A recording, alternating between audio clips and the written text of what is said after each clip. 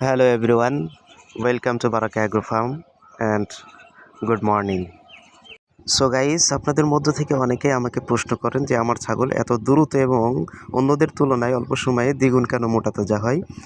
তো আমি আপনাদেরকে সেটাই আজকে বলবো। তো চলুন দেরি না করে শুরু করা যাক।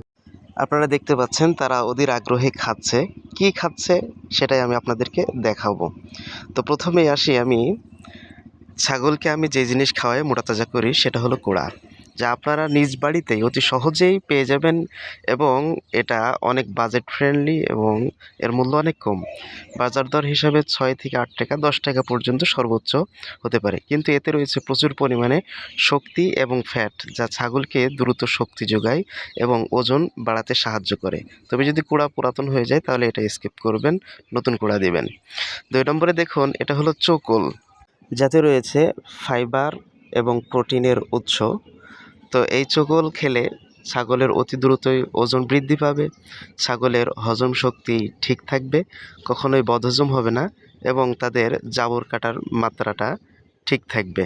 তো আপনারা ছাগলের জন্য এই চোকলটা ব্যবহার করতে পারেন, যা আপনার ছাগলের প্রোটিনের চাহিদা মিটিয়ে অতি দ্রুতই মাংস বৃদ্ধিতে সহায়ক হবে। 3 নম্বর, আমি যেটা ছাগলকে ব্যবহার করি সেটা হলো, এই যে দেখতে পাচ্ছেন জিঙ্ক।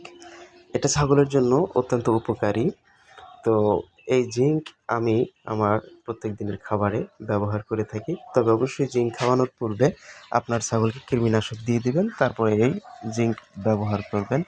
না হলে যদি কৃমিনাশক না খাওয়ান, ছাগলের এই ক্ষেত্রে জিঙ্কে ততটা কাজেও আসবে না। তারপরে আমি এগুলো দেখেন মিক্স করে নিলাম। সবগুলা মিক্স করার পরে আমি এগুলো ছাগলকে পরিবেশন করব। তবে এর আগে বলবো, যদি এর সাথে আমি আরও আগে মেশাতাম, সেটা হলো ভুট্টার গুঁড়া, কিন্তু ভুট্টার গুঁড়া শেষ হয়ে যাওয়ার কারণে আমি সেটা মিক্স করতে পারলাম না বা দেখালাম না। ভুট্টার গুঁড়ার ভিতরেও অনেক ফাইবার প্রোটিন আছে, যা শরীরে মাংস লাগতে অনেক বেশি সহায়ক।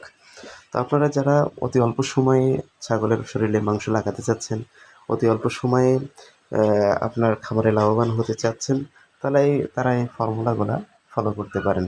তবে অবশ্যই আমি বলবো যে ছাগলকে মোটাতাজাকরণের ক্ষেত্রে আরও বাড়তি এবং অতিরিক্ত কিছু যেগুলো লাগবে, সবসময় আপনি তার সামনে পানি প্রস্তুত রাখবেন, মিনারেল প্রস্তুত রাখবেন এবং চেষ্টা করবেন তাকে প্রাকৃতিকভাবে বড় করতে। যেমন ঘাস পাতা, লতা পাতা, যেগুলা সবুজ শ্যামল রয়েছে সেগুলো আপনারা ব্যবহার করবেন এবং মাঝে মধ্যে ছাগলকে আবদ্ধ না রেখে একটু বাহিরে হাঁটাচলা করাবেন। তো ইনশাল্লাহ এভাবে আপনি আপনার খামারে লাভবান হতে পারবেন। তো ভিডিওটি ভালো লাগলে লাইক কমেন্ট শেয়ার করবেন। ধন্যবাদ। আসসালামু আলাইকুম ওয়া রাহমাতুল্লাহ।